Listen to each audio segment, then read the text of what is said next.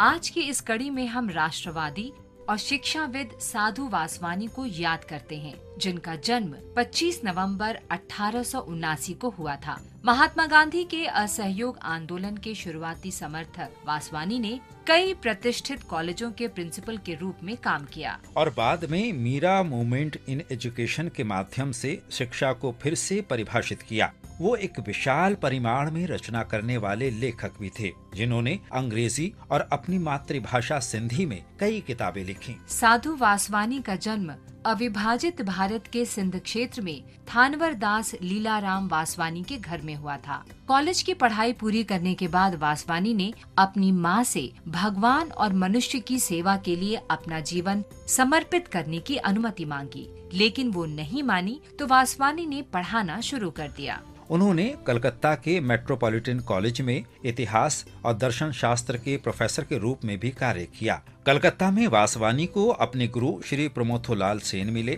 जुलाई 1910 में वासवानी अपने गुरु के साथ विश्व धर्म कांग्रेस में भाग लेने के लिए बर्लिन गए। सम्मेलन में वासवानी ने भारत के प्रतिनिधि के रूप में भाषण दिया और शांति का संदेश दिया। वासवानी उस समय के थे जब औपनिवेशिक शासन से मुक्ति के संघर्ष के रूप में देशभक्ति अपने चरम पर थी। वो एक स्वतंत्रता सेनानी थे और सत्याग्रह आंदोलन में महात्मा गांधी के करीबी सहयोगी के रूप में काम करते थे। उन्होंने देश के युवाओं को मातृभूमि की सेवा में स्वयं को समर्पित करने के लिए प्रेरित करने वाली कई पुस्तकें लिखी। इनमें शामिल हैं builders of tomorrow, my Motherland और इंडिया अराइजन। उन्होंने स्वतंत्रता आंदोलन को औपनिवेशिक शासक को सत्ता से बेदखल करने के अलावा अन्य रूप में भी देखा। उनके लिए इसमें भारत का आध्यात्मिक उत्थान भी शामिल था, ताकि जनता को गरीबी की बेड़ियों से मुक्त किया जा सके और प्रत्येक मानव गरिमामय जीवन व्यतीत कर सके। साधु वासवानी अपने समय से बहुत आगे थे।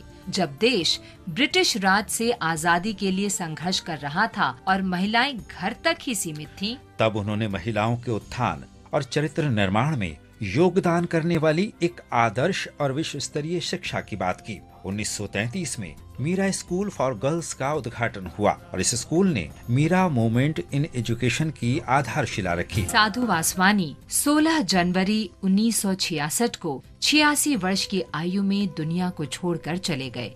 उनके निधन पर विश्व भर में शोक की लहर छा गई। हम इस महान भारतीय आध्यात्मिक राष्ट्रवादी को नमन करते हैं, जिन्होंने न केवल देश की स्वतंत्रता के लिए बल्कि भारतीयों की आध्यात्मिक स्वतंत्रता के लिए भी काम किया। आज हम प्रसिद्ध कवि, समाज सुधारक और स्वतंत्रता सेनानी दूला भाया काग को भी याद करते हैं, जिनका जन्म 25 नवंबर 1902 को गुजरात के सौराष्ट्र में हुआ था। काग को भक्ति गीतों के साथ साथ गांधीवादी दर्शन और भूदान आंदोलन पर आधारित गीतों से युक्त 8 खंडों वाली कागवाणी प्रकाशित करने के लिए जाना जाता है। उन्होंने महात्मा गांधी और विनोबा भावे के लिए स्तुति भी लिखी।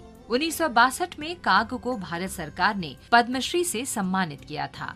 2 फरवरी 1977 को 74 वर्ष की आयु में उनका निधन हो गया। काग हालांकि स्वयं प्राथमिक स्कूल से आगे पढ़ाई नहीं कर सके, लेकिन उनकी कविताएं आज भी प्राथमिक से लेकर स्नातकोत्तर पाठ्यक्रमों तक में शामिल की जाती हैं। 25 नवंबर 2004 को डाक विभाग ने काग की 102वीं जयंती के उपलक्ष्य में एक स्मारक डाक टिकट भी जारी किया।